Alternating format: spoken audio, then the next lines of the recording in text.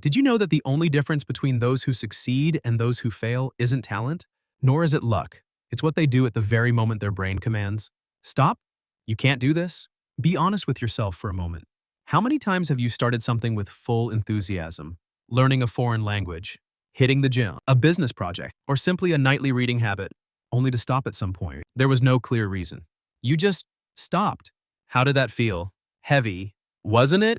A bit of disappointment? A bit of self-blame? Then you told yourself, maybe I'm just not that kind of person. But I want to tell you this.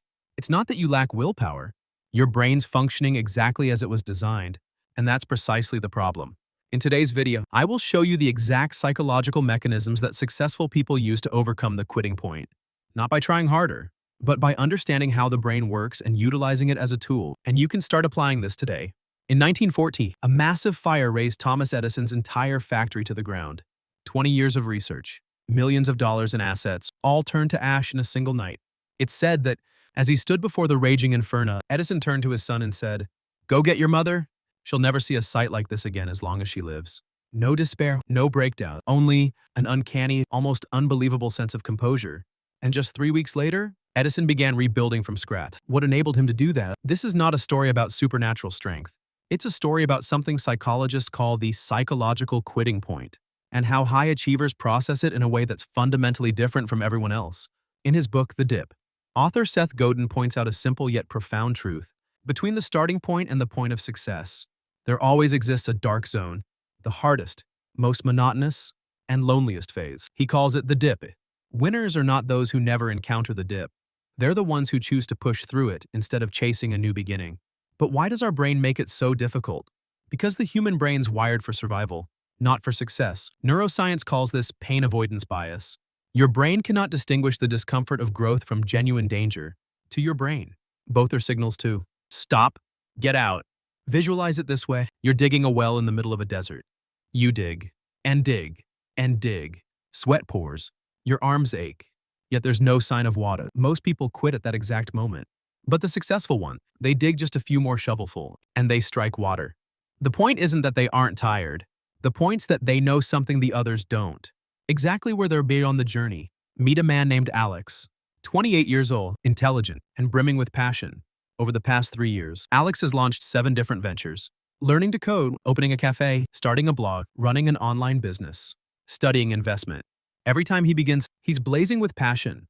Every single time, he tells his friends, "This time, I'm truly serious." But like clockwork, by the second or third month, when the novelty fades and the real challenges set in, Alex starts looking for excuses. The timing isn't right. I don't have enough knowledge yet. I found a better idea. And so, he starts over from scratch with a new project, a new spark, and a new promise. Is Alex lazy? No, Alex is exceptionally hardworking. He's simply working hard in the wrong place. What's actually happening to Alex? First, the negative identity effect. Every time you quit, the brain doesn't just record "I failed at this." It records something deeper. This is the kind of person I'm, and gradually, Alex stops believing in his own promises, even before he begins. Second, the dopamine trap of new beginnings. Neuroscience has proven that the human brain releases dopamine, the neurotransmitter associated with pleasure, most intensely at the onset of something new. The excitement of the first day, the first week. That's dopamine. When it fades, people mistakenly believe that the passion's gone. In reality, passion never even appeared. They were simply addicted to the rush of starting, like a starving person who only ever catches the scent of food, never eating, and never full. Third, and this is the real cost. It's not the time you lost, it's the person you would have become had you persevered. Every time you quit, a future version of you's never born. Heavy, but it's the truth. And now, the more vital question, why does this happen? Because if you only grasp the consequences without understanding the root cause, you will forever be merely treating the symptoms. I will deconstruct the root causes for you, layer by layer, the insights you truly need to grasp to achieve success. The first cause, the illusion of willpower. Most of us are taught that to succeed, we must simply try harder, have more willpower, be more disciplined. It sounds compelling, but it's scientifically flawed. Psychologist Roy Baumeister at Florida State University conducted a famous experiment on what's known as ego depletion. The result? Willpower is a finite resource, much like a phone battery. The more you use it, the faster it drains, and once it's depleted, you simply cannot push any further, no matter how much you want to. Yet, we persist in trying to push a car that has run out of gas by hand, failing to realize that the problem isn't the strength of the push, it's the need to refuel. The second cause, the midpoint effect. Researchers at the University of Chicago discovered an intriguing phenomenon. Human motivation peaks at the two ends of a journey, at the very beginning and as we approach the finish line. But in the middle, motivation hits rock bottom. Marathon runners are most likely to quit between kilometers 25 and 30. Not during the first or the final stretch. This is the dark zone of the journey, where the brain can no longer clearly see the starting point. Yet the finish line remains out of sight. In that void, it begins to ask, is it really worth it? This is precisely when most people give up. It's not because they're weak, but because their brain's suffering from temporary blindness. The third cause, identity mismatch. James Clear, author of Atomic Habit, one of the most widely read books on habits in the world, points out that most people fail because they attempt to change their behavior before shifting their self-identity. The difference between I'm trying to go to the gym and I'm a gym goer may seem subtle, but to the brain, these represent two entirely different realities.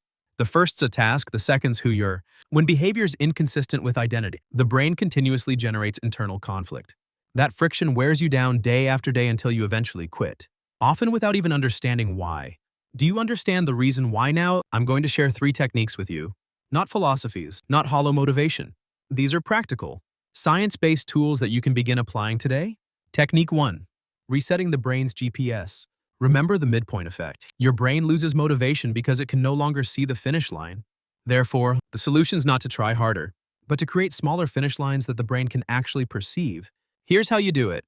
Take your major goal, whether it's learning a foreign language, launching a startup, or anything else, and divide it into 10 small milestones. These are not 10 work tasks, they're 10 victory points. Moments where you can pause and say, I achieved this. As you complete each milestone, the brain receives a signal of victory, dopamine's release, and instead of being depleted after kilometer 25, you're being continuously refueled along the way. Research from Harvard Business School confirms that individuals who record their progress every day, no matter how small, up to 76% more motivated than those who do not. Put this into practice tonight. Take a piece of paper, write down your biggest goal, and break it down.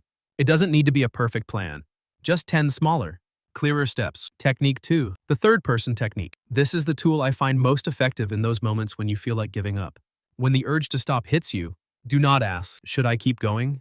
At that moment, your emotions are in the driver's seat, and any answer you come up with will be distorted by fatigue and discouragement.